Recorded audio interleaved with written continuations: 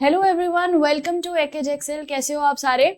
तो आज हम लोग बेटा स्टार्ट करने जा रहे हैं सेल डिवीजन का थर्ड लेक्चर, मतलब कि जिसमें हमने आज पढ़ना है मियोसिस।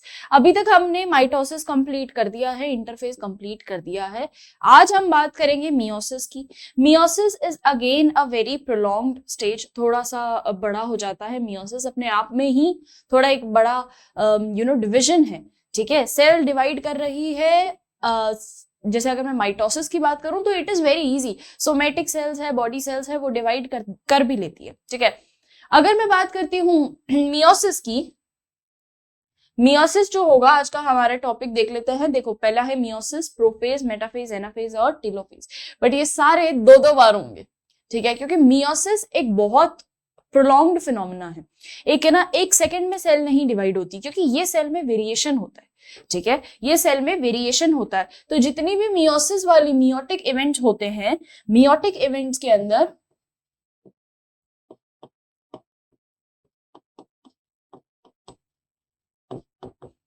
मियोटिक इवेंट्स की अगर मैं बात करूं तो इसके अंदर ना बेटा ये थोड़े से बड़े होते हैं, तो इसीलिए इसमें आता है वेरिएशन। ये बहुत बड़ा होगा, ये वेरिएशन होगा, ये डबल बार कंप्लीट होगा। पहले तो ये मियोसिस 1 में कंप्लीट होगा एंड देन इन मियोसिस 2। पहले 1 में कंप्लीट होगा, फिर 2 में कंप्लीट होगा। ठीक है, वेरिएशन इसके अंदर पूरा आता है। कौन सी सेल्स इसको परफॉर्म करती है? स्पेसिफिकली अगर मैं बात करती हूँ कौन सी सेल्स इसको परफॉर्म करती है, दोज आर रिप्रोडक्टिव सेल्स,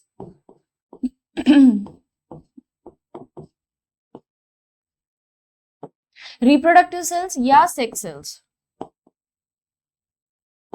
ठीक है, रिप्रोडक्टिव सेल्स या सेक्स सेल्स इसको परफॉर्म करती है। जैसे कि अगर मैं मेल की बात करूं तो उसमें हो जाएगा स्पर्म, और फीमेल में बोलूं तो ओवा या एग। ठीक है, सो ओवा, एग और स्पर्म जो है वो किस तरीके से एक वेरिएशन लाते हैं, उस पे आज हम बात करेंगे कि उससे जो नेक्स्ट प्रोजेनी बनती है। और यहाँ हमारे पास क्या बनता है ना, कि जैसे अगर हम माइटोसिस से मियोसिस को डिफर करूं मैं, और ये चीज मैंने मेरे पहले लेक्चर में भी कर चुकी हूं मैं ये। ठीक है, तो एक बार उसको क्विक रिकॉल करना कि जब मैं माइटोसिस से मियोसिस को डिफर करूंगी तो यहां मुझे ये दिखेगा कि डिप्लॉइड से मेरे पास 4 हेप्लॉइड सेल मिल रही है, 4 हेप्लॉइड सेल। 4 हेप्लॉइड सेल मिलती है, जो कि वहां नहीं मिलती है। ठीक है, वहां इक्वेशनल डिवीजन होता है, यहाँ रिडक्शनल डिवीजन होगा बेटा, कम होगी सेल। ठीक है, यहाँ पे वहां इक्वल, हमने माइटोसिस की जब बात करी थी वो था इक्वेशनल डिवीजन, कि दो सेल जब डिवाइड होगी वो इक्वल साइटोप्लाज्म, इक्वल उनका न्यूक्लियोप्लाज्म, सब चीजें इक्वल रहेंगी। ठीक है, equal structure of cell, diameter जो है वो भी इक्वल ही रहेगा। अगर मैं मियोसिस की बात करूं तो मियोसिस के अंदर रिडक्शनल डिवीजन होता है।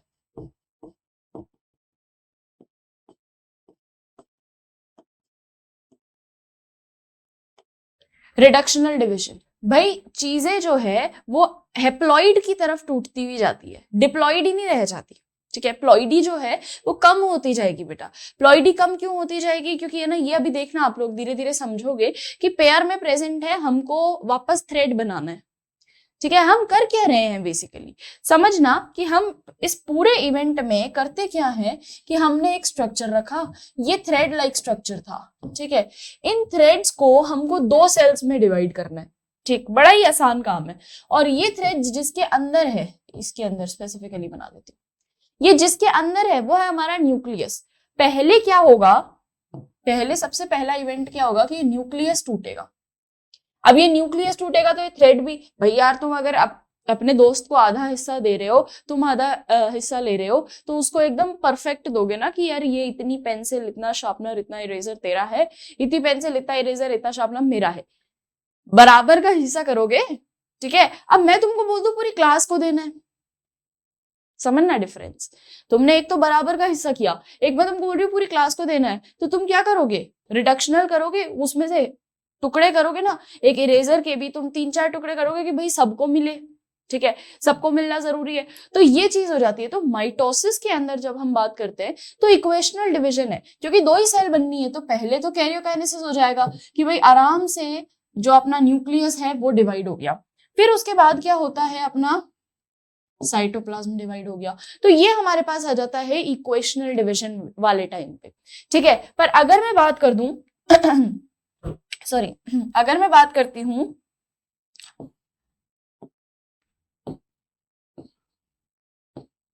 माइटोसिस मियोसिस की, तो मियोसिस में देखो अपने पास अभी बताया मैंने कितनी सेल बनेगी, 4, और चारों सेल अलग अलग, मस्त, चारों में देयर आर डिफरेंसेस, चारों ही अलग अलग तरीके की बनेगी कि भाई इसमें अलग है, इसमें अलग चीजें हैं, इसमें अलग चीजें हैं, इसमें अलग चीजें, चारों में हम वेरिएशन देखेंगे, ठीक है। तभी तो अगर मैं ह्यूमन का एग्जांपल लेती हूँ तो it is very peculiar example कि भाई इसमें सबसे बढ़िया समझ में आता है कि तुम सबकी शक्लें एक जैसी नहीं दिखती, ठीक है।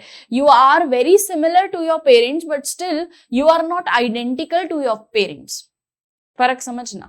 If I am saying you are similar to your parents, कि भाई हाँ थोड़ा बहुत चीजें, कि यार जैसे ऐसा बोलते हैं ना, इसकी आंखें इसकी मदर जैसी है, इसका नोज इसके फादर जैसा है, ये ऐसा इसका बॉडी स्ट्रक्चर जो है काफी हद तक इसकी मदर जैसा है या फादर जैसा है, जो भी।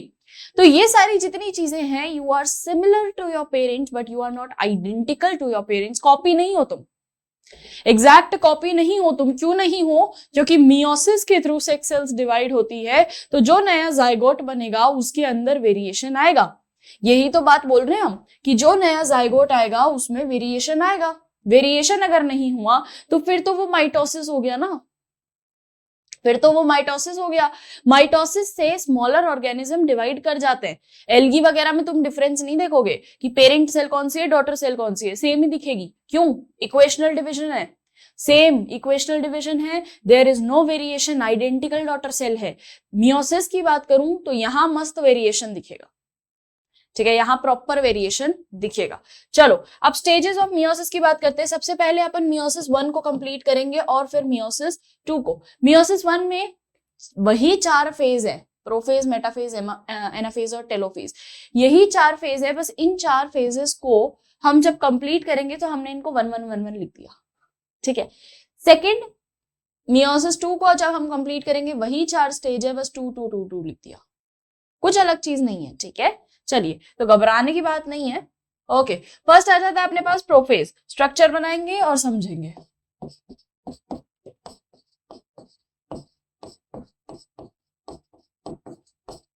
प्रोफेज 1, ठीक है, प्रोफेज 1 चल रहा है, मियोसिस 1 का प्रोफेज 1। अब यहां जब 6 सेल्स की अगर मैं बात कर रही हूं तो 2 सेल्स आएंगी बेटा, मदर से भी फादर से भी, ठीक है। बट इस टाइम पे यहां कुछ नहीं होता, यहां बड़ा ही थ्रेड और नॉट लाइक स्ट्रक्चर रहता है।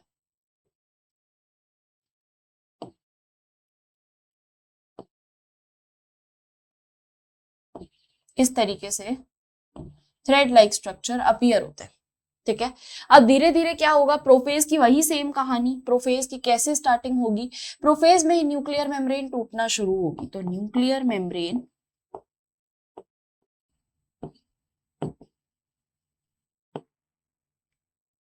Membrane starts disintegration,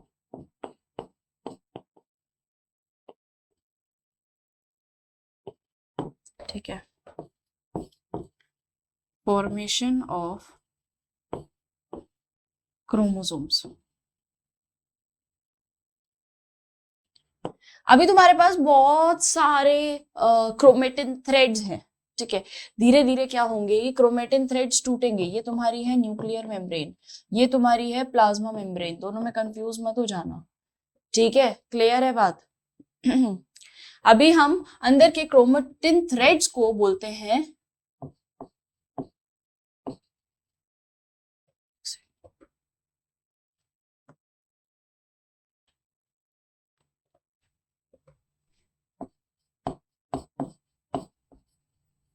क्रोमोमेर। साथ आ जा,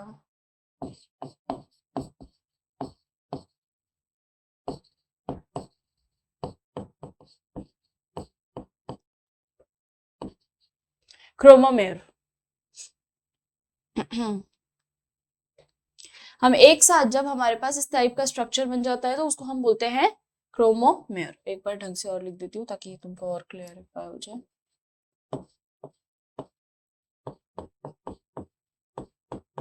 अब देखो है क्या कि ये हमारे पास again chromatin thread like structure है, बस इसके बीच में नॉट है, इसीलिए हम इसको क्रोमोमेयर कह रहे हैं, नथिंग एल्स। न्यूक्लियर मेम्ब्रेन से सराउंडेड है ही, न्यूक्लियर मेम्ब्रेन धीरे धीरे डिसइंटीग्रेट होना शुरू होगी, वापस वही चीजें प्रोफेज की, कंडेंसेशन ऑफ या साइटोप्लाज्म starts becoming denser, वो धीरे धीरे डेंस होना शुरू हो गया भाई, धीरे धीरे डेंस होना शुरू होएगा, हमको ऑर्गेनेलीज दिखनी कम होंगी, ये सब चीजें चलेगी, ठीक है। अब होगा क्या, देखो इसके बाद अब मैं प्रोफेज बना चुकी हूं, मैं अर्ली प्रोफेज बना चुकी हूं, अब मैं थोड़ा सा लेट प्रोफेज बना रही हूं, न्यूक्लियर मेम्ब्रेन डिसअपियर होना शुरू हो गई है, ठीक है।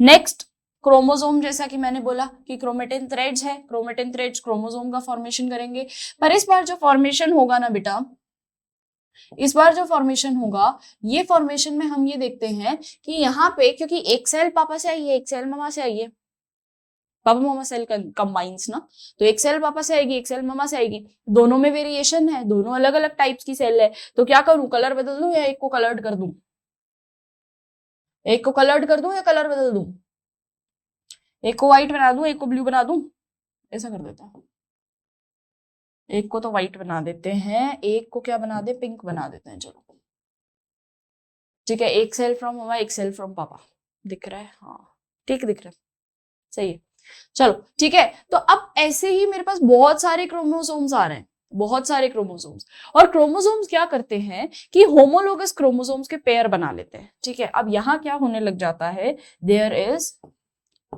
Pairing of homologous chromosome. अब ये इतना इंपॉर्टेंट शब्द है कि भाई ये क्या है मतलब, और ये इतना इंपॉर्टेंट शब्द क्यों है। होमोलोगस क्रोमोसोम क्या होते हैं, कुछ ऐसे पर्टिकुलर क्रोमोसोम, मैं ऐसे कह सकती हूँ कुछ क्रोमोसोम, ऐसे क्रोमोसोम्स जो कि स्ट्रक्चर में सेम है बट फंक्शन अलग है, क्रोमोसोम्स विच आर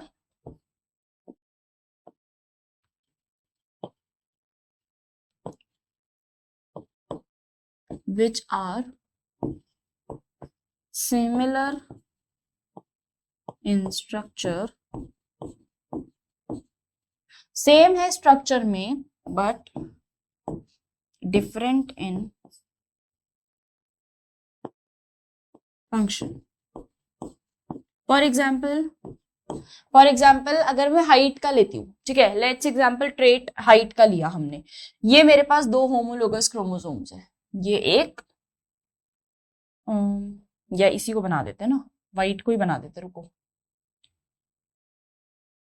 व्हाइट वाले को ही बना देती हूँ ताकि तुम लोग समझ जाओगे इसी से। ये जैसे ये व्हाइट वाला एक बनाया मैंने, ठीक है, ये आया है और एक ये क्रोमोसोम आया है, दोनों ही क्रोमोसोम्स जो हैं ये हाइट के ही क्रोमोसोम्स है, ये कैपिटल टी है ये स्मॉल टी है, हाइट के ही क्रोमोसोम्स हैं, यानी सेंट्रोमेयर जो है उनका, ये सेंट्रोमेयर सेम लोकेशन पे प्रेजेंट है, टीलोमेयर सेम साइज के प्रेजेंट है, जैसे अपन ने पढ़े थे ना सब मेटासेंट्रिक टीलोसेंट्रिक एक्रोसेंट्रिक, ये सब पढ़े थे ना हमने, तो उसके अंदर हम ये देखते हैं कि जो क्रोमोसोम्स एग्जैक्ट सेम दिखते हैं ना, एकदम सेम दिख रहे हैं, हालांकि थोड़ा फंक्शन अलग होगा उनका, एक जो है मुझे डोमिनेंट ट्रेट दिखा सकता है, एक मुझे रिसेसिव ट्रेट दिखाएगा, ठीक है, एक मुझे डोमिनेंट ट्रेट दिखाएगा, एक मुझे रेसेसिव ट्रेट दिखाएगा, बट स्टिल अगर वो दोनों सिमिलर दिख रहे हैं तो मैं उनको कहूंगी homologous, homo same, लोगस is characters, similar characters के जो क्रोमोसोम्स होते हैं, सिमिलर टाइप के जो क्रोमोसोम स्ट्रक्चर के जो क्रोमोसोम होते हैं, हम उनको होमोलोगस क्रोमोसोम कहते हैं, ठीक है। इनका फंक्शन सेम नहीं होगा बट ये सेम टाइप के होंगे, ये सेम स्ट्रक्चर के होंगे। अब तुम्हारे पास ऐसे बहुत सारे होमोलोगस क्रोमोसोम इकट्ठे हो जाएंगे, मैं दो दो इसीलिए बना रही हूं क्योंकि मैं 23 नहीं बना सकती, ठीक है, यू कांट ड्रॉ 23 क्रोमोसोम, पागल हो जाओगे, याद भी नहीं होगा, तो दो से याद करो, now you have to think कि हाँ सारे ही ऐसे होते हैं, सारे क्रोमोसोम सेम तरीके से डिवाइड होते हैं, ठीक है, तो एक दो से याद करो फिर तुमको आगे याद हो जाएगा। चलिए, तो अब क्या है, होमोलोगस क्रोमोसोम्स जो होंगे ना, होमोलोगस क्रोमोसोम्स ये पेयर बनाएंगे, ठीक है। होमोलोगस क्रोमोसोम्स पेयरिंग बनाएंगे, होमोलोगस क्रोमोसोम डुप्लीकेट हो जाएंगे। डुप्लीकेशन पढ़ा था ना, याद है डुप्लीकेशन, ये अपन ने पढ़ा था, उसमें भी था ये अपने पास, ये अपने पास होमोलोगस क्रोमोसोम तो थे नहीं, पर डुप्लीकेशन का प्रोसेस था अपने पास माइटोसिस में भी, ठीक है। तो ये हमारे पास होमोलोगस क्रोमोसोम है और ये डुप्लीकेट हो जाते हैं, ठीक है। अब हम देखेंगे कि जब ये डुप्लीकेट हो गया तो क्या होगा, तब आएगा अपने पास फेस लेप्टोटीन, जाइगोटीन। चलो इसको एक एक करके मार्क कर देती हूँ मैं, ताकि और क्लैरिफाई हो जाएगा। प्रोफेज का बेटा ये वाला स्टेज जो है, दिस इज लेप्टोटीन।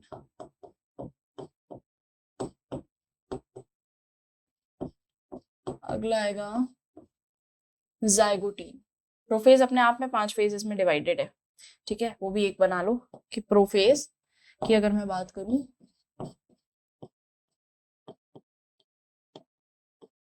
प्रोफेज 1 जो है ये थोड़ा सा और प्रोलॉन्ग्ड माना जाता है, क्योंकि ये अपने आप में 5 फेजेस में डिवाइडेड रहता है।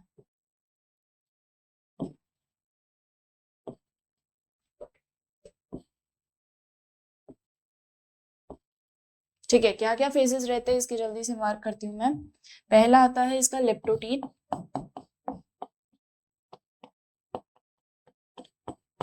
ठीक है।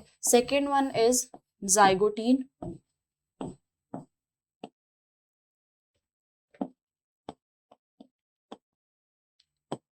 और जैसे मैं नोट्स बनाती हूँ ना वैसे ही बना लिया करो, ताकि तुमको ना टेब्यूलर फॉर्म में याद हो जाएगा।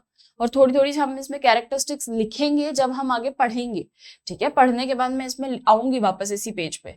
जाइगोटीन, पेकाइटीन, तो इसको खाली छोड़ देना, ऐसा मत सोचना कि अरे मैम खाली छूट गया मेरा पेज, खाली नहीं छूटा है, इसके नीचे लिखोगे तुम लोग, ठीक है। पेकाइटीन,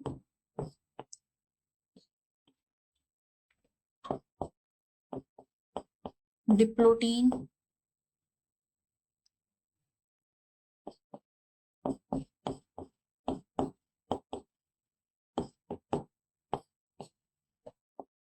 और लास्ट आ जाता है die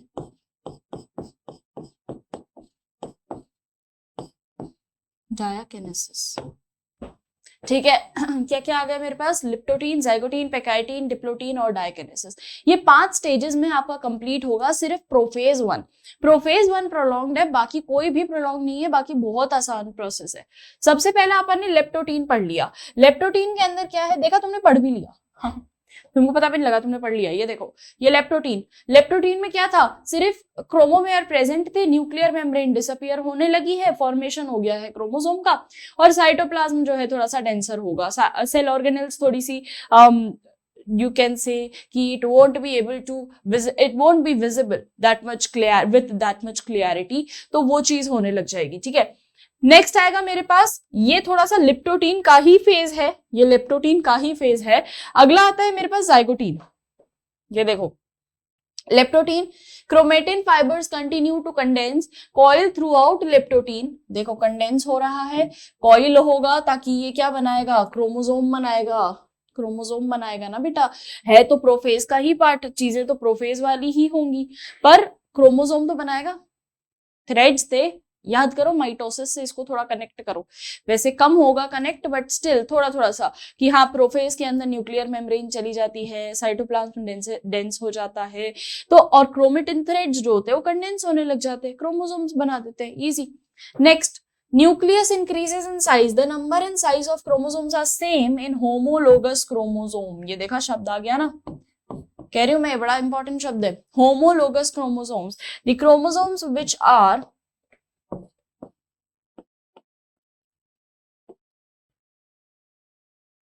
chromosomes which are similar in structure but different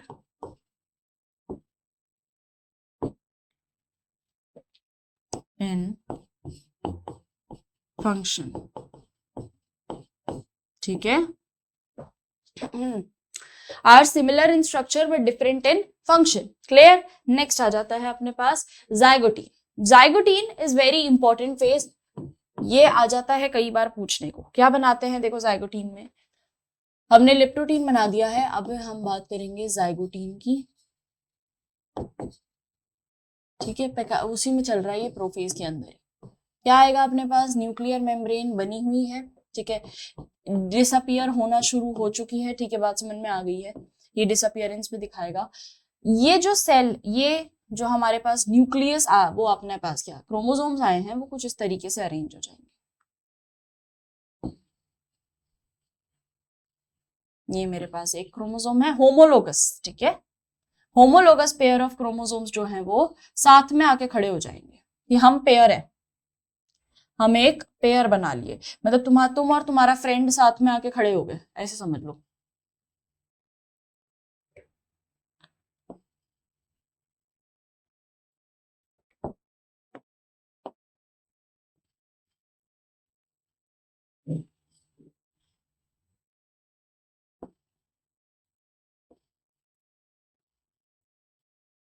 ये देखो ऐसे दिख रहा है, समझ में आ रहा है, इजी है। मैंने अभी 2 क्रोमोसोम ले आए, ठीक है, तुमको एक से अगर कंफ्यूजन था तो मैंने 2 क्रोमोसोम लगाए बीच में।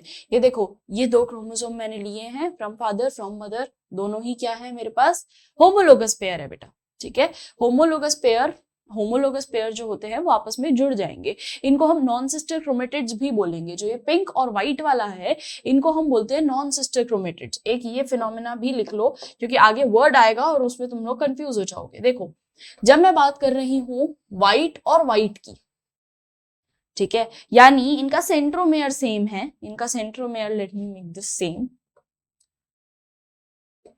ये व्हाइट और ये व्हाइट, ये डुप्लीकेशन जब होता है ना क्रोमोसोम का, तो इनका सेंट्रोमेयर एक ही है, ओके, ओनली 1 सेंट्रोमेयर, ठीक है, एक ही सेंट्रोमेयर है, बट मैं देख रही हूं कि मेरे पास 4 टीलोमेयर्स हैं, अगर मैं अलग अलग बात करूं, या अगर मैं पेयर की बात करूं तो मेरे पास 2 हैं। पर अभी मैं क्या देख रही हूं कि एक सेंट्रोमेयर अगर मेरे पास प्रेजेंट है, तो मैं इन दोनों क्रोमेटिड्स को क्या बोलूंगी, इन दोनों क्रोमेटिड्स को नाम दे देंगे हम सिस्टर क्रोमेटिड्स या सिस्टर क्रोमोसोम, सिस्टर क्रोमेटिड्स या सिस्टर क्रोमोसोम, ठीक है। अब यहीं पे ही मैं क्या चीज बना रही हूं देखना,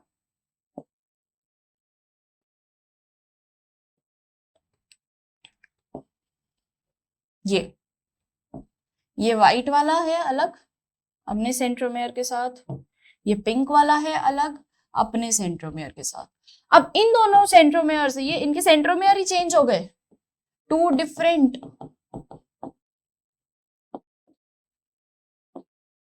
सेंट्रोमेयर।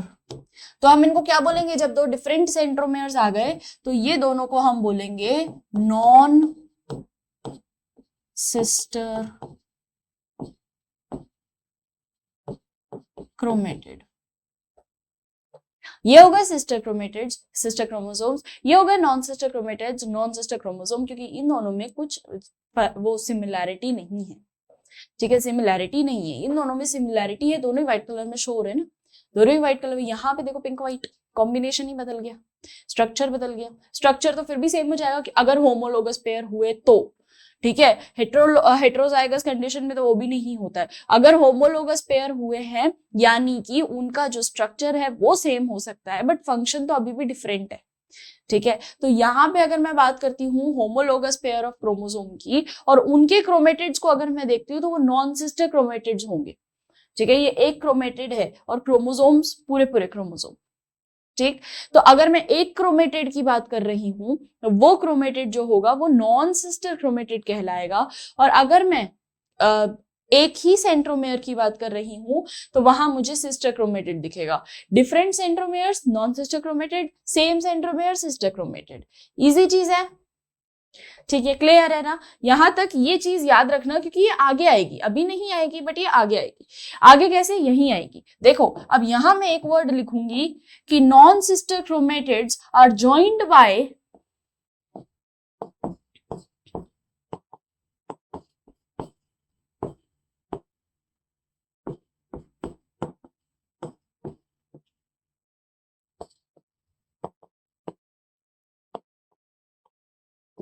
साइनेप्टोनीमल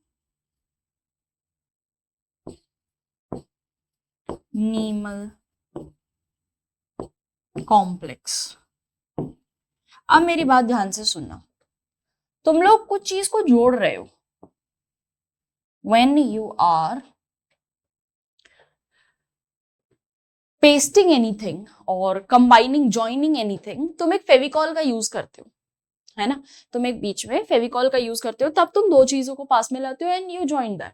ठीक, यहाँ पे भी बेटा क्या होगा कि जब ये दो होमोलोगस क्रोमोसोम कंबाइन होंगे ना, जब ये दो होमोलोगस क्रोमोसोम ज्वाइन होंगे तो इनका सेंट्रोमेयर ज्वाइन हो जाएगा। ठीक है, यहाँ देखना, इनका जो सेंट्रोमेयर है ये ज्वाइन हो जाएगा इस तरीके से, इस तरीके से।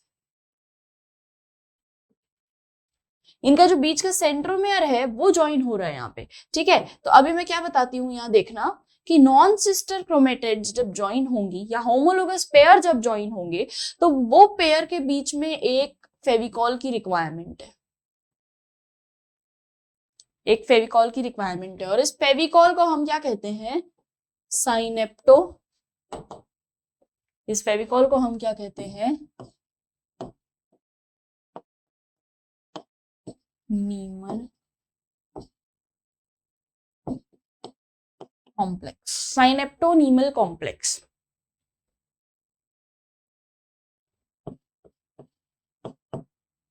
साइनेप्टोनीमल कॉम्प्लेक्स यानी ये एक प्रोटीनेशियस कॉम्प्लेक्स है बेटा, एक प्रोटीनेशियस कंपाउंड है और कुछ भी नहीं है। एक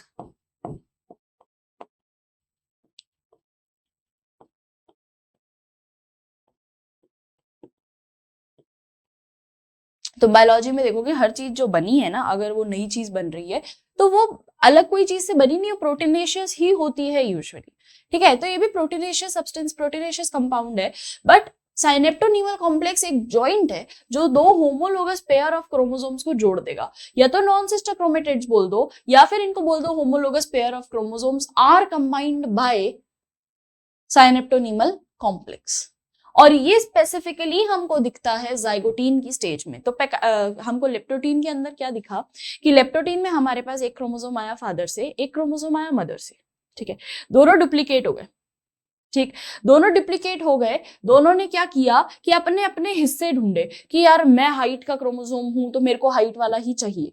ठीक है, मैं कलर हेयर टेक्सचर का क्रोमोसोम हूं तो मुझे हेयर टेक्सचर वाला चाहिए। और जो जो कंबाइंड थे कि भाई हाँ ये इसकी सिमिलैरिटी इससे मैच कर रही है और काफी हद तक इनका स्ट्रक्चर भी सेम है, इनका स्ट्रक्चर भी सेम है, सुनना ध्यान से, इनका स्ट्रक्चर जब सेम था तो ये आपस में आते गए, ये जुड़ गए। ठीक है, ये आपस में जुड़ चुके हैं। जैसे ही ये जुड़ गए तो जुड़ने के लिए इनको एक फेविकॉल की जरूरत पड़ी। अब वो जो फेविकॉल की मैं बात कर रही हूँ ना, जो जुड़ने के लिए जरूरत पड़ी, उसको हम कहते हैं साइनेप्टोनीमल कॉम्प्लेक्स। तो शुरुआत कहाँ से हुई, लेप्टोटीन आया फादर से, लेप्टोटीन में एक सेल आया मदर से, दोनों ही डुप्लीकेट हुए हैं पहले। जब दोनों डुप्लीकेट हुए तब फिर उसके बाद सेग्रीगेशन हुआ कि कौन सा किसका होमोलोगस पेयर बन सकता है। ठीक है, होमोलोगस पेयर कौन किसका बन सकता है। तो होमोलोगस पेयर में जब हमने देखा तो होमोलोगस पेयर हमको कुछ कुछ मिल गए कि भाई हाँ ये हाइट का है, ये भी हाइट का है, from father from mother, from father from mother. ये देखो हमने देखा कि यार ये दो क्रोमोसोम सेम दिख रहे हैं, सॉरी ये दो क्रोमोसोम सेम दिख रहे हैं, हमको इनको साथ में रख देते हैं। ऐसे ही और भी क्रोमोसोम्स होंगे जो एक जैसे दिख रहे होंगे, हम उनको भी सेग्रीगेट कर देते हैं। ठीक है, ये चीज हुई होमोलोगस पेयर। अब इन होमोलोगस पेयर के बीच में सीमेंट, होमोलोगस पेयर के बीच में सीमेंट। ठीक है, इनको भी तो जोड़ना है, होमोलोगस पेयर को भी तो जोड़ना है। तो हम होमोलोगस पेयर को जब जोड़ते हैं ना, ये इंपॉर्टेंट स्टेज है, यहीं से वेरिएशन आता है। ठीक है, तो ये जो हमने इनको जोड़ा है बीच में सीमेंट लगा के, ये चीज हमने करवाई है किसमें, जाइगोटीन में। यहां तक लेप्टोटीन में ये चीज नहीं थी, हम जाइगोटीन में करवाएंगे। चलो भाई जाइगोटीन खोलते हैं। अरे हट जा, ओ पूरा ही हट गया। अगला आओ जाइगोटीन पे, कहाँ गया, ये रहा, ये जाइगोटीन। अब बीच में हमने लगा दिया है इसका साइनेप्टोनीमल कॉम्प्लेक्स, फेविकॉल से जोड़ दिया है। ठीक है, अब ये जोड़ टूटेगा नहीं अभी इतनी आसानी से। इसके बाद आ जाता है मेरे पास जाइगोटीन के बाद फेज आता है लेप्टोटीन, सॉरी अपना लेप्टोटीन जाइगोटीन पेकाइटीन का थर्ड स्टेज में। यही लिख रही हूं ताकि और क्लियर हो जाएगा।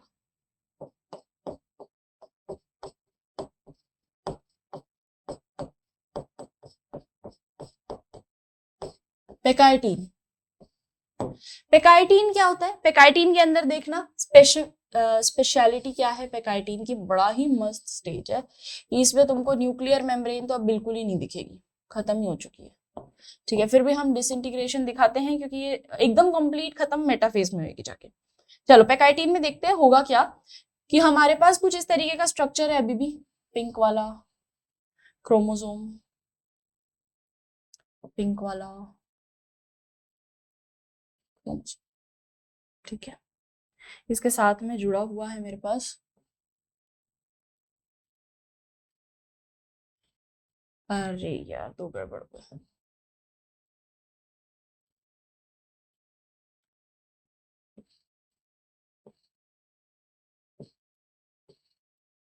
ये इस तरीके से, ठीक है, यही स्ट्रक्चर था, यही स्ट्रक्चर था। अब बेटा होगा क्या ना, यहाँ पे ये जो दो एंड्स है ना, ये दिख रहे हैं दो एंड्स, ये दो एंड, यहाँ पे ये दो एंड जो हैं ये आपस में ना कंबाइन कर जाएंगे, ये क्रॉस कर जाएंगे, ठीक है, ये दो एंड क्या करते हैं एक दूसरे को क्रॉस कर जाते हैं, ये हिस्सा टूट के इधर आ जाता है, ये हिस्सा टूट के इधर चला जाता है, ये अपने आप में क्रॉस बना लेते हैं। तो ये कैसा दिखता है, मुझे इसको पता है नेक्स्ट पेज पे ड्रॉ कर लेना चाहिए था, तुम लोगों के चक्कर में मैंने यहाँ ड्रॉ कर दिया, अब तुमको लिफ्ट उठी। चलो नेक्स्ट पे दिखाते हैं इसको।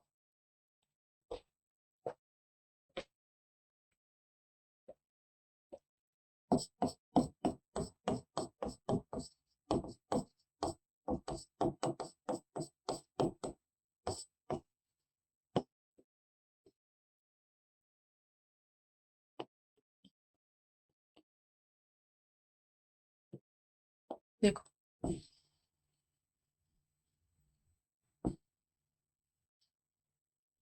ये वाला तो चल ही रहा है हमारे पास, इस तरीके का तो स्ट्रक्चर, ये तो जुड़ ही चुका है साइनेप्टोनीमल कॉम्प्लेक्स से, है ना। अब हमने क्या करना है, हमको लेना है ये दो, हमको लेना है ये दो क्रोमेटिड्स, इनको हम सिस्टर क्रोमेटिड्स बोल रहे हैं ना कब से। तो ये दो सिस्टर क्रोमेटिड्स क्या करती है, आपस में जुड़ जाती है, आपस में जो है इस तरीके से चेंज हो जाती है, इंटरचेंज, इसका आधा हिस्सा इधर, इसका आधा हिस्सा इधर, यानी ये व्हाइट वाला पोर्शन पिंक के पास चल जाएगा, पिंक वाला पोर्शन व्हाइट के पास आ जाएगा। देखो बना के बता रही हूँ किस तरीके से होता है ये पिंक वाला जो पोर्शन है ये व्हाइट के पास चला जाता है, और व्हाइट वाला जो पोर्शन है ये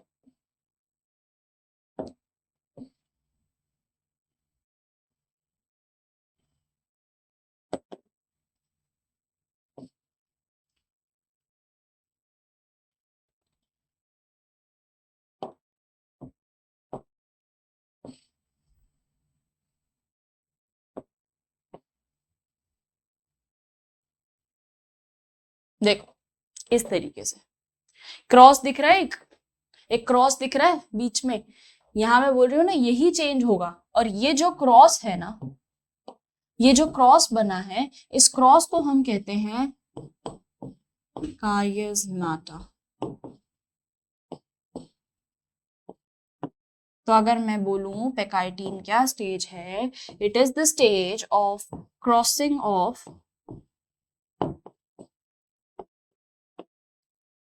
to non sister chromatids to form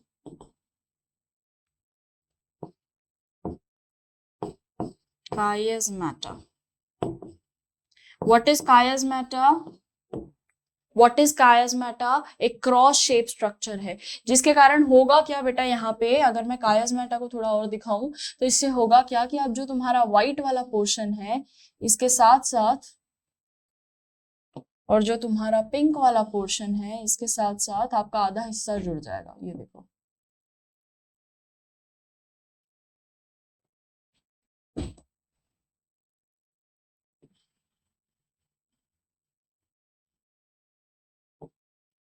ये इस तरीके से दिख रहा है। तो मैंने किया क्या, मैंने ये एंड्स को चेंज कर दिया, ये जो लास्ट में एंड थे इन दोनों को चेंज कर दिया। तो हुआ क्या है यहाँ पे कि सबसे पहला लेप्टोटीन में सेल्स बने, क्रोमोसोम्स बनेंगे, क्रोमोसोम कंडेंस होगा, क्रोमोसोम जो है एक दूसरे से जुड़े, डुप्लीकेट होगा पहले, तो डुप्लीकेट होने के बाद होमोलोगस क्रोमोसोम्स जो है आपस में जुड़ जाएंगे। जैसे ही होमोलोगस क्रोमोसोम्स आपस में जुड़ते हैं, वहां पे बीच में जुड़ा जो उनको जोड़ने में काम आएगा वो that is our synaptonemal complex. Synaptonemal complex जैसे ही मतलब जैसे ही उनको पास पास ले आएगा दो होमोलोगस क्रोमोसोम्स को, तो यहाँ पे हमारे पास क्या बन जाता है बेटा, यहाँ पे हमारे पास एक एक्स शेप स्ट्रक्चर बन जाता है जिससे कि क्रॉसिंग ओवर हो जाता है। इस प्रोसेस को हम कहते हैं क्रॉसिंग ओवर। ये देखो क्रॉसिंग ऑफ या क्रॉसिंग ओवर।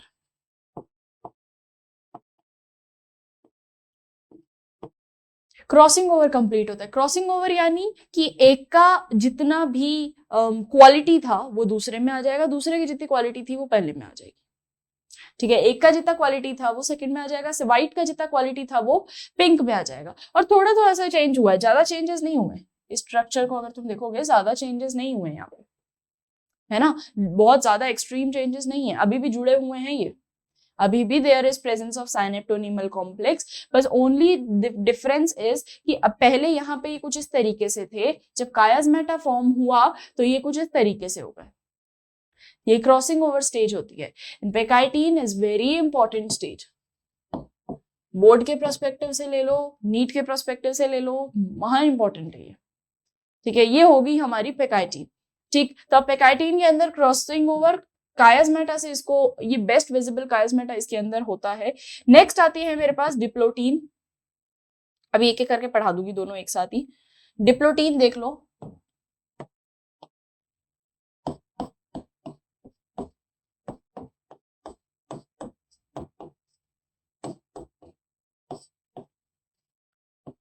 डिप्लोटीन में क्या होगा बेटा, डिप्लोटीन में मेरे को कायाज्मेटा फॉर्म होता हुआ दिखता है और थोड़ा थोड़ा सा ना साइनेप्टोनीमल कॉम्प्लेक्स जाना शुरू हो जाएगा। हमेशा जुड़े तो रहेंगे नहीं, तो साइनेप्टोनीमल कॉम्प्लेक्स खत्म हो जाएगा। ठीक है, डिसोल्यूशन ऑफ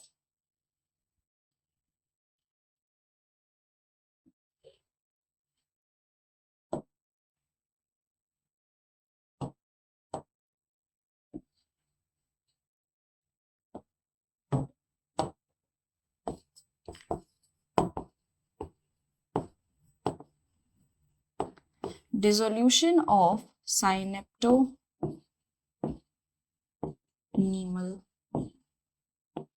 complex। यहाँ पे there is termination of chiasmata starts,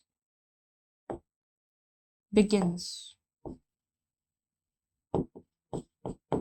कायस्मेटा का टर्मिनेशन शुरू होने लग जाता है कि भाई वो एक्स शेप कब तक एक्स तक रहेगा, अब वो अलग भी तो होगा। तो कायस्मेटा जो ये बना हुआ था ये अब धीरे धीरे अलग होने लगेगा। तो हमारे पेकाइटीन में हमको सिर्फ इतना ही दिखता है कि वो क्रॉस बन गया। अब वो क्रॉस अलग कब होगा ये चीज हमको दिखती है डिप्लोटीन। डिप्लोटीन के बाद आता है डायकिनेसिस। डायकिनेसिस में ये बेस्ट विजिबल हो जाता है और डायकिनेसिस में सब अलग अलग हो जाते हैं। फिफ्थ स्टेज जो मेरे पास आती है दैट इज अ डायकिनेसिस।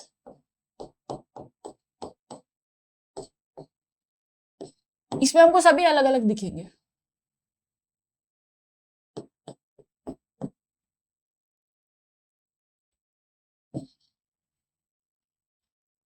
अब ये वापस एक दूसरे को नहीं जानते हैं, ठीक है।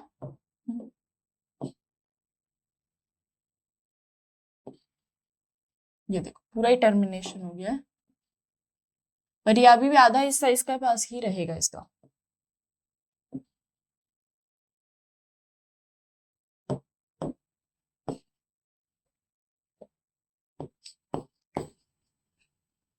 homologous pair of chromosome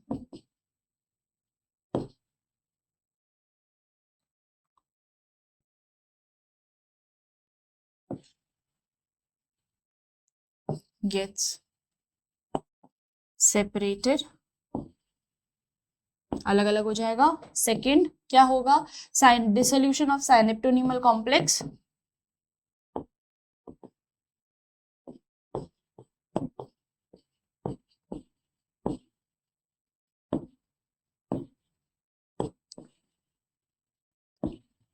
complex हटना शुरू। नेक्स्ट क्या होगा कि एकदम ही टर्मिनेशन,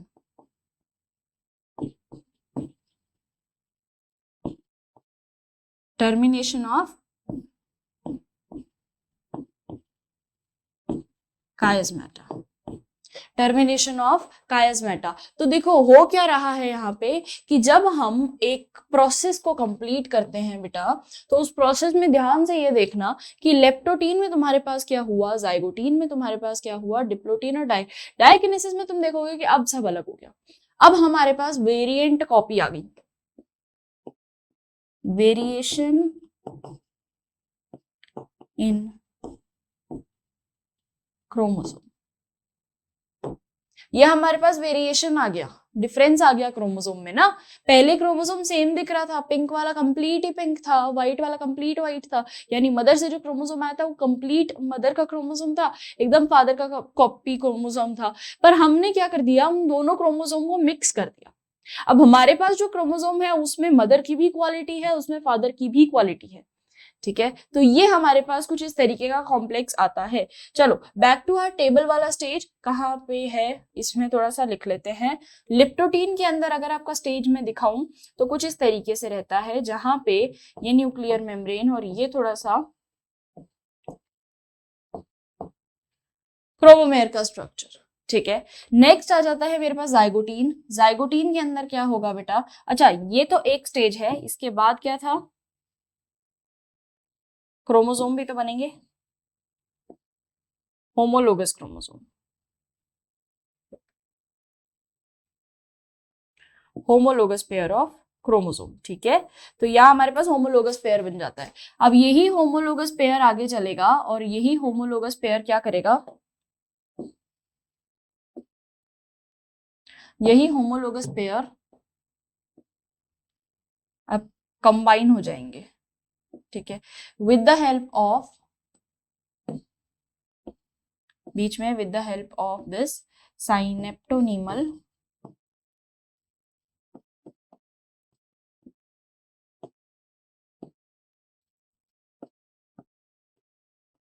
साइनेप्टोनीमल कॉम्प्लेक्स से दोनों जुड़ जाएंगे, ठीक है। साइनेप्टोनीमल कॉम्प्लेक्स से जब एक ही वैरायटी के होमोलोगस पेयर ऑफ क्रोमोसोम्स जुड़ जाते हैं तो उस टाइम पे हम लोग ये देखेंगे, यहाँ देखना, यहाँ पे ये अभी जुड़े हुए नहीं है, यहाँ पे ये डुप्लीकेट हुए हैं, ये डुप्लीकेट हुए हैं, जुड़ना अभी बाकी है, ठीक है। ये अभी यहाँ डुप्लीकेट होके बैठ गए, तो अब डुप्लीकेशन से थोड़ा काम चलेगा हमारा, ठीक है। पेकाइटिन के अंदर हम कैसे मेजर करते हैं कि हाँ यही पेकाइटिन है, कि भाई पेकाइटिन के अंदर जैसे ही सेल आती है उसके अंदर हम ये चीज देखते हैं कि वो सेल मेम्ब्रेन, ये आ जाता है मेरे पास साइनेप्टोनीमल कॉम्प्लेक्स, और मेरे पास आ जाएगा थोड़ा सा यहाँ पे कायस्मेटा फॉर्मेशन,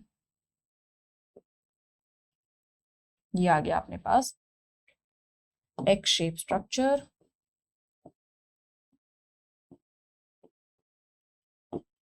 कायस्मेटा। तो हम इसको कैसे, देखो रिमेम्बर करने की ट्रिक है ये, ठीक है, याद करने की ट्रिक है ये। नेक्स्ट आ जाता है डिप्लोटीन, ये डिप्लोटीन आ गया मेरे पास, ठीक है। डिप्लोटीन के अंदर क्या हो जाएगा, देखो पूरे ही क्रोमोसोम्स अलग अलग हो जाएंगे, पर इस बार जो क्रोमोसोम बनेंगे अभी एकदम अलग नहीं जाते हैं बेटा, है ना, एकदम अलग नहीं जाते। साइनेप्टोनीमल कॉम्प्लेक्स थोड़ा थोड़ा सा डिसोल्यूशन होने शुरू हो जाता है, और यहाँ पे मेरे पास एक जगह पे, अरे यार पिंक लगाना है,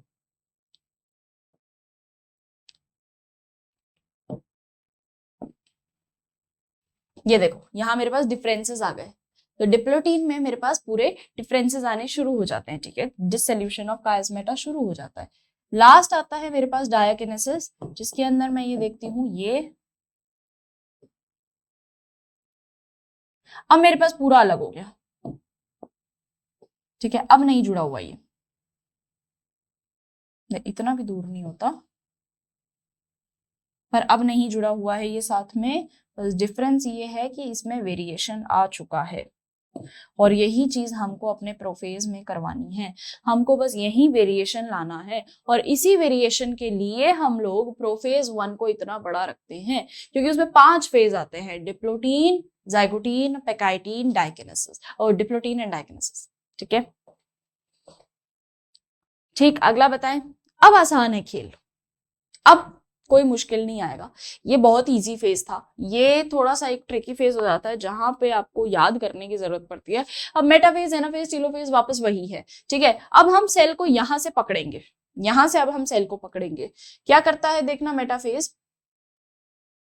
चलो भाई ये तो खत्म हो चुका है हमारा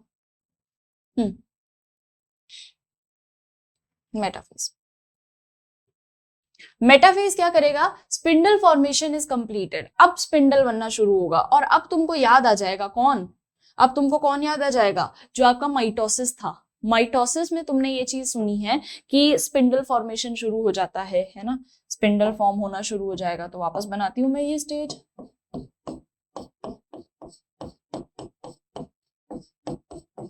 मेटाफेज, वो पूरा प्रोफेज खत्म हो गया। ठीक है, प्रोफेज 1, तो ये भी मेटाफेज 1 चलेगा बेटा।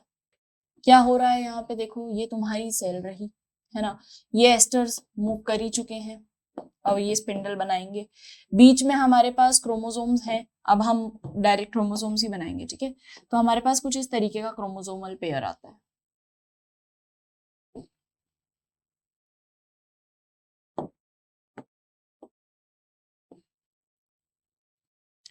हमारे पास जो लास्ट में डाइकिनेसिस में बचा है, मैं वो बना रही हूँ। ठीक है,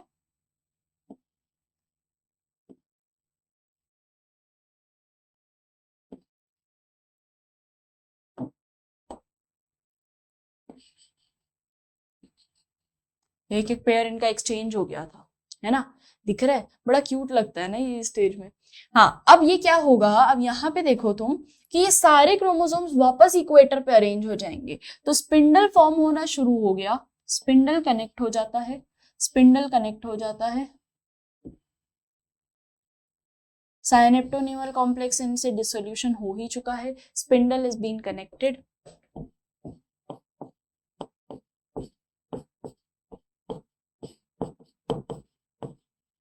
स्पिंडल फाइबर, तो अपीयरेंस लिखो, इसमें क्या क्या चीजें दिखती है।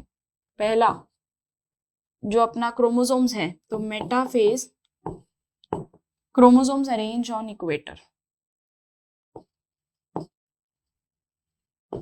chromosomes gets arranged on equator, equator पे अरेंज हो जाएगा। ठीक है, forming a metaphasic plate,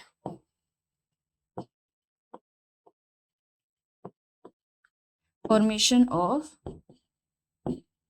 metaphasic plate, बीच में एक मेटाफेज की प्लेट बन जाएगी, इक्वेटर पे एक लाइन। बेटा ऐसे ना, ऐसे समझो एक ग्लोब का line.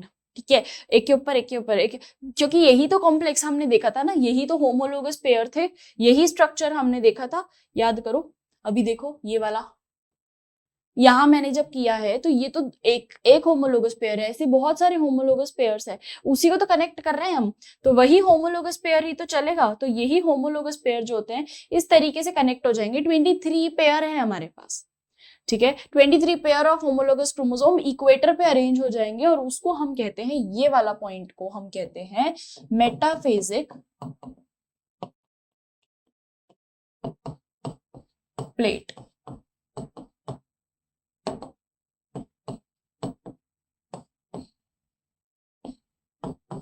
This is your metaphasic plate, यही है मेटाफेजिक प्लेट जो कि बीच में सेंटर में अलाइन हो जाए।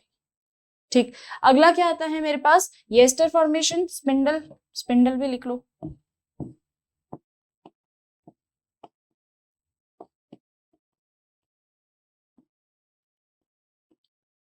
स्पिंडल फाइबर कनेक्ट्स टू, अब तुमको याद है काइनेटोकोर से होते हैं,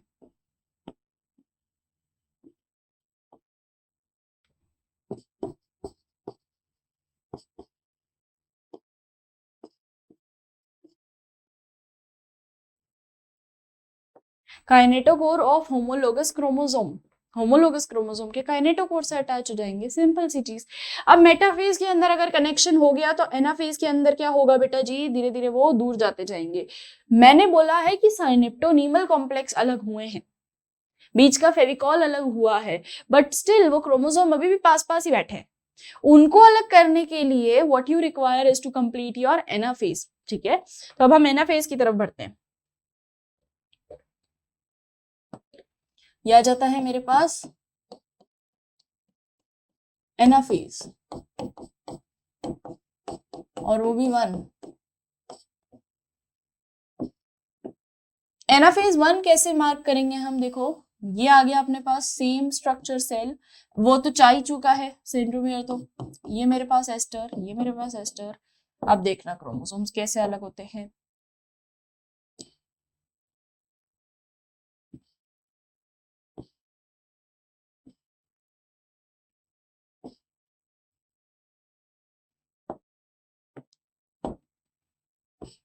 अरे इस वाले में बनाया था ना हमने,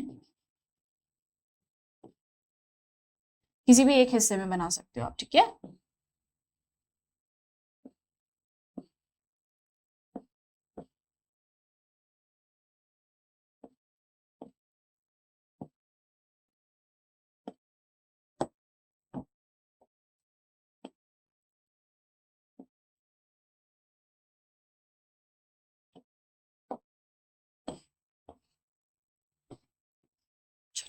ये देखो, ये anaphase,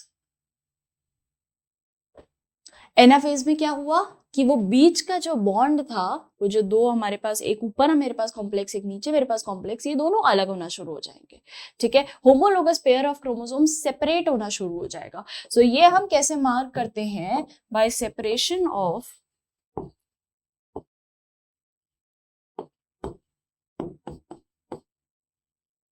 homologous pair of chromosome।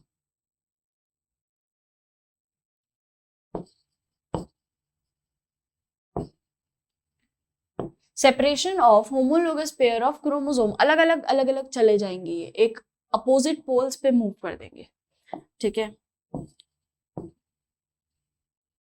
Chromosomes moves on opposite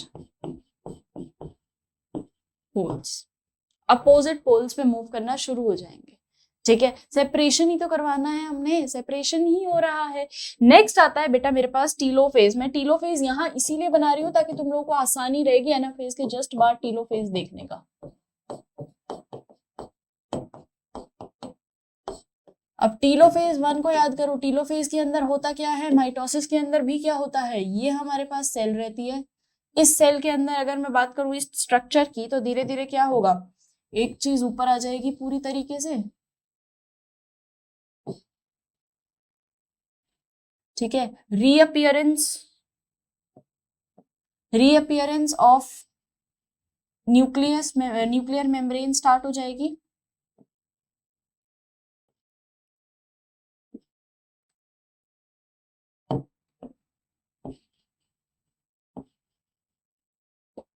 reappearance of nuclear membrane, वापस बनाने लग जाऊं, सेल फरो बनने लग जाएगा।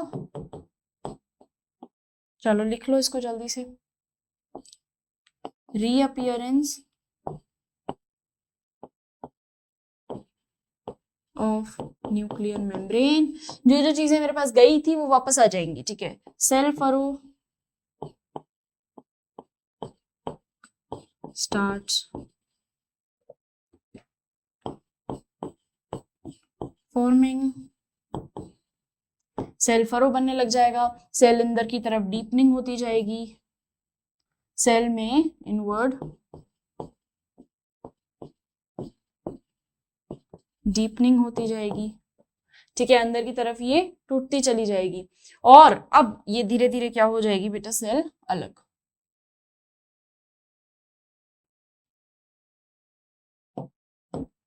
आ गया मेरे पास सेल फरो, और मेरे पास दो अलग अलग सेल्स कैसे मिलेगी, देखो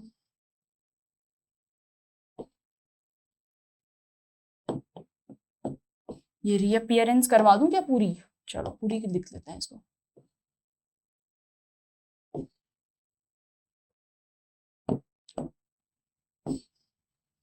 आधे क्रोमोसोम्स ऊपर की तरफ चले गए, आधे सेपरेटेड क्रोमोसोम जो है वो नीचे की तरफ आ गए।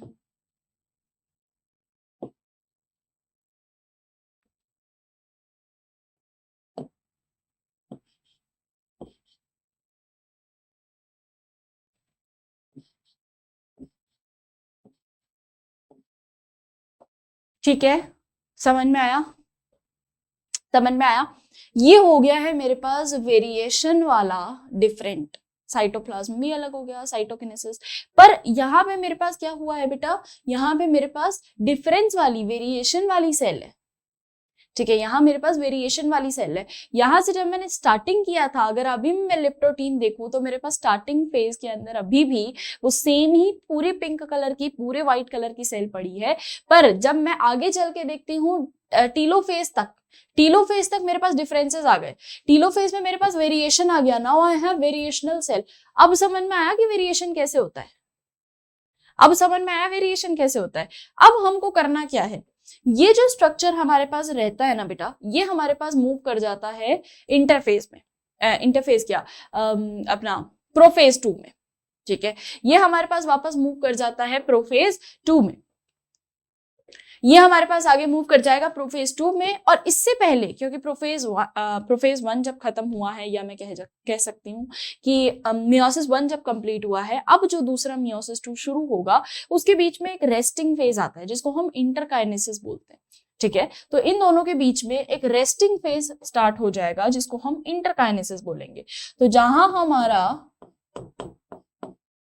मियोसिस 1 कंप्लीट होता है, उसके बाद मेरे पास एक रेस्टिंग फेज आता है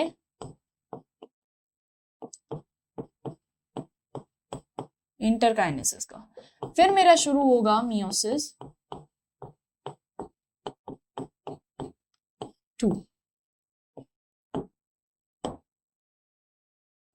जहां इसमें हमने पढ़ लिया है प्रोफेज,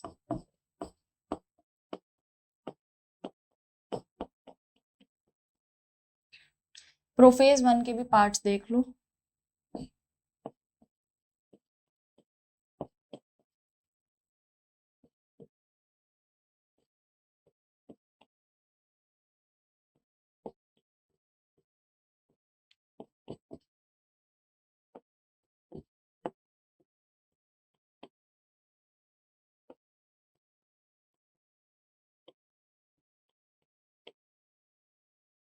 डाइकिनेसिस। ठीक है, सेकंड आ जाता है मेरे पास प्रोफेज मेटाफेज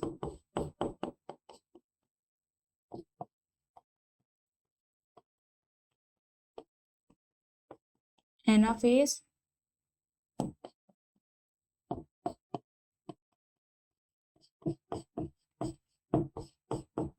टीलोफेज। ये खत्म, फिनिश। फिर इसके बाद आएगा इंटरकाइनेसिस। इंटरकाइनेसिस के बाद शुरू होगा मियोसिस 2, अगली कहानी। यहां से वापस प्रोफेज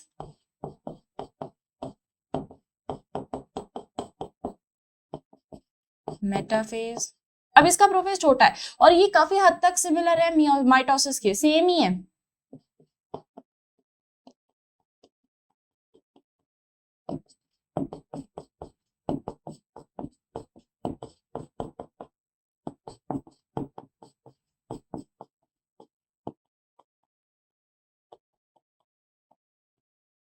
ये सेम ही कहानी है। ठीक है, इसकी और माइटोसिस की, सिमिलर टू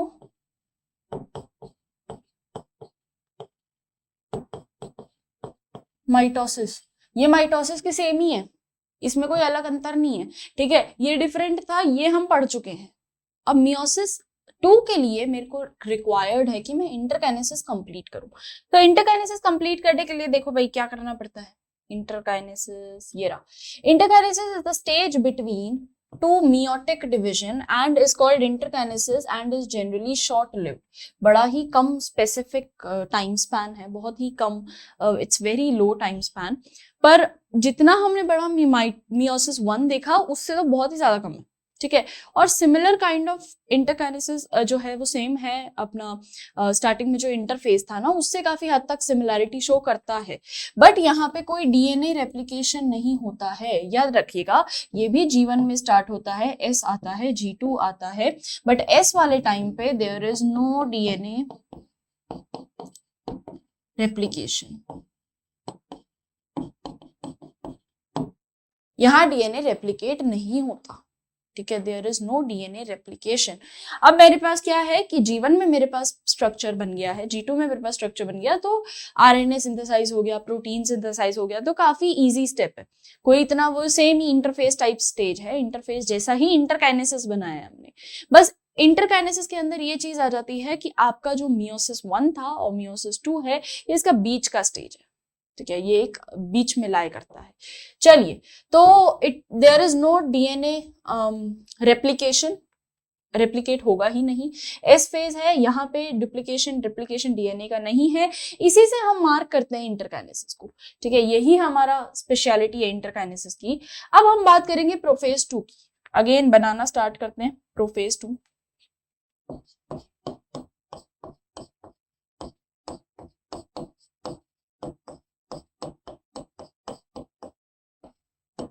प्रोफेज 2 को देखो कैसे बनाओगे।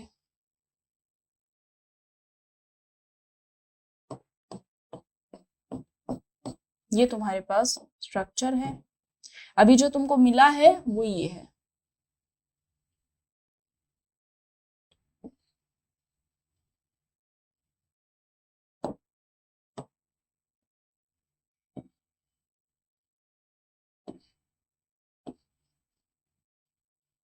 ये देखो, समझ में आ रहा है।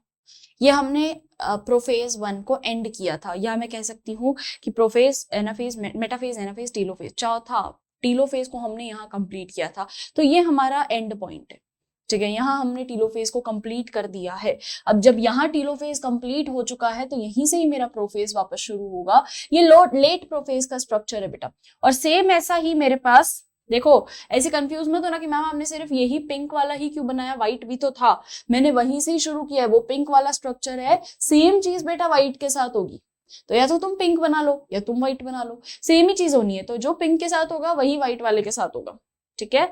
तो हम पिंक वाला बना रहे हैं, तो पिंक वाले के साथ क्या क्या होता है आगे देखते हैं इसकी जर्नी में। अभी क्या होगा, प्रोफेज 1 के अंदर वापस nuclear membrane starts disappearing,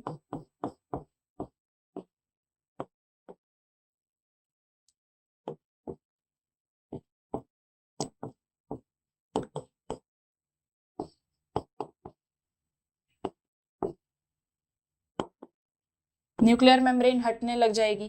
second क्या होगा इसके अंदर, साइनेप्टोनीमल कॉम्प्लेक्स वगैरह सारी चीजें हट चुकी है, वेरिएशन आ चुका है, ठीक है, तो वेरिएशन चलता ही रहेगा, अब ये वेरिएशन कंटिन्यू करेगा आगे तक प्रोजेनी में, ठीक है, प्रोफेज में भी मेटाफेज में भी। कंडेंसेशन ऑफ साइटोप्लाज्म,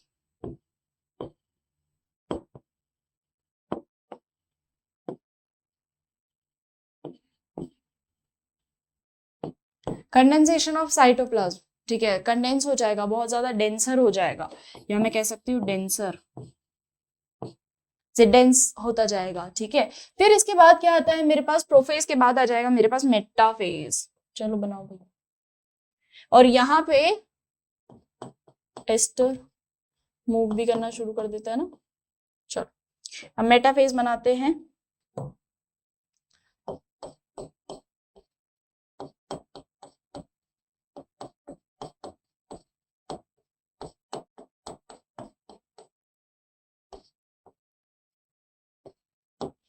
मेटाफेज 2 ये हो जाएगा कुछ इस तरीके से,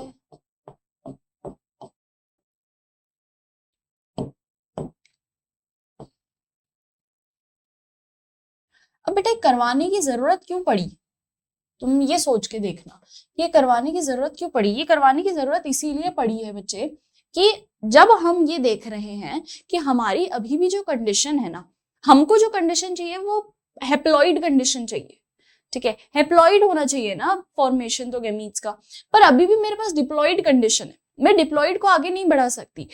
तुम अगर ऐसा इमेजिन करो कि अगर तुम्हारे 2 हाथ 2 पैर 2 मुंह हो, तो 2 पैर बना दूं, 2 पैर क्या 4 पैर बना दूं मैं तुम्हारे, हैं? 2 हाथ की जगह 4 हाथ, डबल डबल पेयर में। यहां से अगर मैं देखती हूँ ना, मेरे पास जो जाइगोट बना है वो जाइगोट 4n बन जाएगा। ये नहीं हो सकता। 4n मतलब कि मेरे पास जाइगोट क्या आना चाहिए, 2n। 2n होता है, डिप्लॉइड होता है जाइगोट। अगर मैं 4n कर दूंगी, टेट्रा कर दूंगी उसको, 4n अगर हो जाएगा तो उससे दिक्कत क्या होगी, 2 सर, 2 हाथ, 2 पैर। वाह मजे जीवन के, एक तरफ से 2, मस्त लिख सकते हो ना मैम। ये तो हमारे लिए आसान हो गया वैसे, है ना। पेपर वेपर हम बनाएं, पेपर लिखें, तो it is easy I guess. But 4n की प्लॉइडी बेटा हम आगे कंटिन्यू नहीं कर सकते, हमको इसको हेप्लॉइड करना पड़ेगा ताकि हमारे पास एक डिप्लॉइड जाइगोट बने। तो उसके लिए मुझे इसको हेप्लॉइड बनाना पड़ेगा, और हेप्लॉइड बनाने के लिए मैं क्या करती हूं, हेप्लॉइड बनाने के लिए मेरे को करवाना पड़ता है इसमें मियोसिस 2।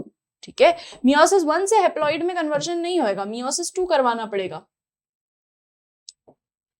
ये देखो सेम ही वही पैर है, उन पे ही मैंने ये बनाया है। ठीक है, अब ये इस तरीके से सेग्रीगेट कर चुके हैं, अब ये सेपरेट कर चुके हैं। बीच में कौन बना लिया है इन्होंने, मेटाफेज है, तो मेटाफेजिक प्लेट।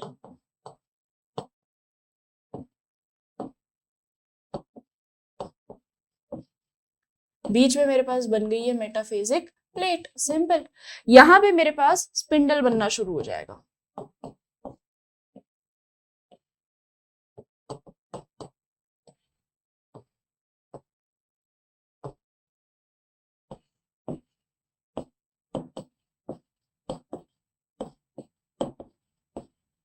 स्पिंडल फाइबर, तो यहाँ मेरे पास स्पिंडल फाइबर फॉर्मेशन। अगेन मैं मेटाफेज में सेम पॉइंट्स लिखूंगी जो मैंने माइटोसिस के दौरान लिखे थे। क्या है कि स्पिंडल फाइबर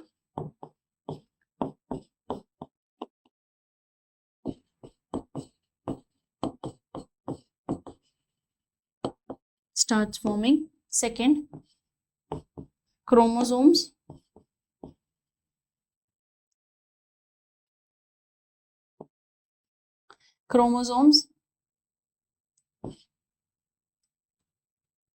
क्या बोलते हैं इसको, align eight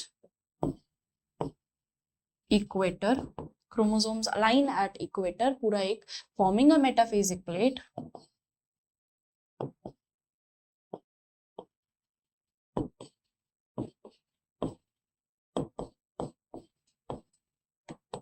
forming a metaphasic plate, ठीक है, पूरा एक मेटाफेज की प्लेट बना दी है उसने।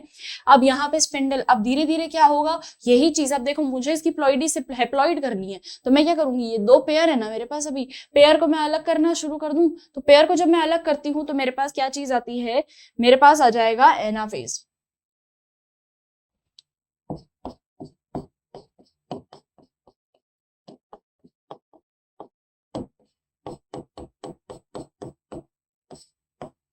मेरे पास आ जाता है एनाफेज। एनाफेज के अंदर देखो क्या होता है, ये वही तुम्हारी सेल। हो अब मैं क्यों बना रही हूँ न्यूक्लियर मेम्ब्रेन, छोड़ो मत बनाओ। मेटाफेजिक प्लेट बना ही चुके हैं हम। एस्टर की तरफ, एस्टर भी बना दो, एस्टर की तरफ देयर इज मूवमेंट। अब ये आधे हिस्से तो ऊपर चला जाएगा, ऐसा। आधा हिस्सा जो है इसका वो नीचे की तरफ आ जाएगा, ऐसा। ठीक है,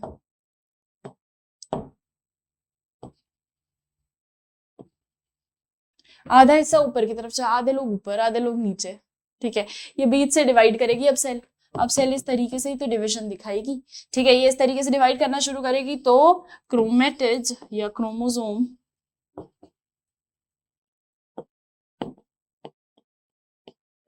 starts moving,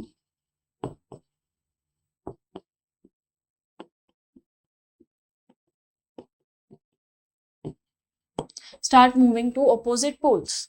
और धीरे धीरे क्या करेगा, ये ब्रेक करना शुरू कर देगा। तो ये अपोजिट पोल्स पे जाना शुरू हो गए, अट्रैक्ट होना शुरू हो गए सेंट्रियोल से। अब ये धीरे धीरे ब्रेक करेगा and now it moves to telophase. अब टीलोफेज की स्ट्रक्चर देख लो भाई जल्दी से।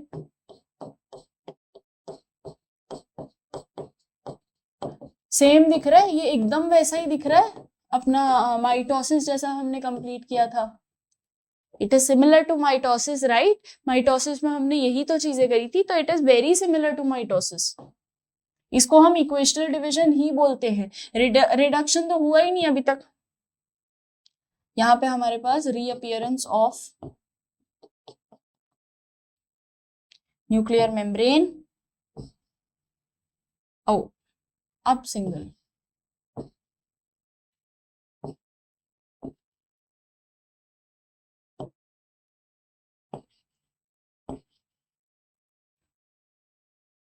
तो ये कैसे मार्क होता है? Reappearance of nuclear membrane. Next, cell furrow development.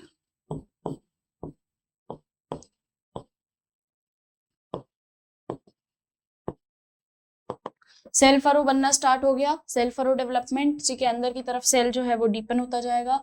इस तरीके से खटखट बनाओ इसको, इस तरीके से अंदर की तरफ डीप होता जाएगा और ये अंदर की तरफ मिलता चला जाएगा और ये सेल को ब्रेक कर देगा, सेल को दो पार्ट्स में ब्रेक कर देगा। चलो इसको बनाते हैं।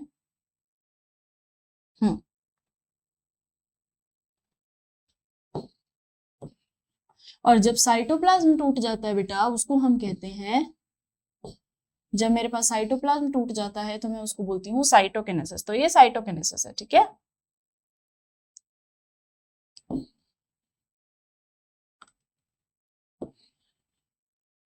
यहां डिफरेंस देखना, ये देखो तुम्हारे पास दो डिफरेंट सेल है, तुम्हारे पास दो डिफरेंट सेल है, सेम यही चीज व्हाइट वाली के साथ होगी।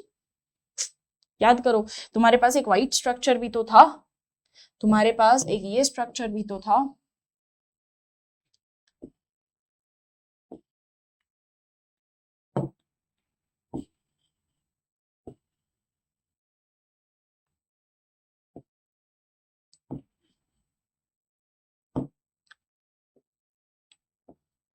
ठीक है। यहाँ पे भी सेल फरो डेवलप हो जाएगा। अरे यार,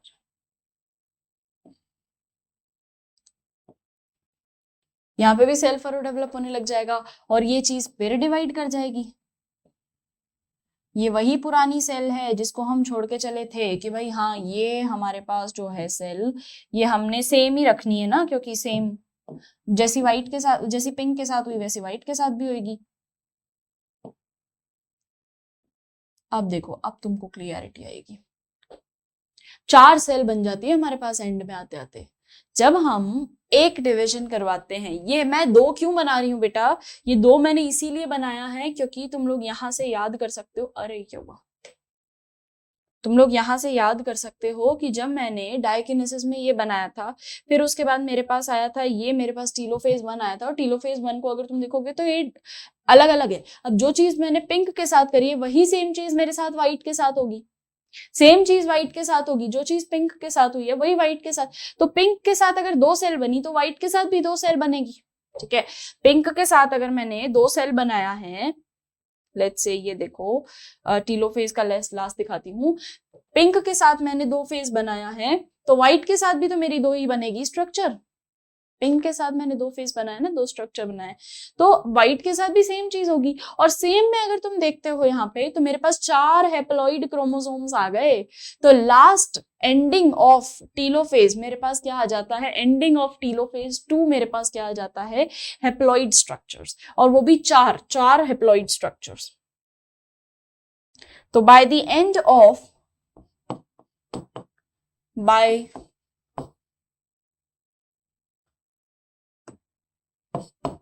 the end of telophase,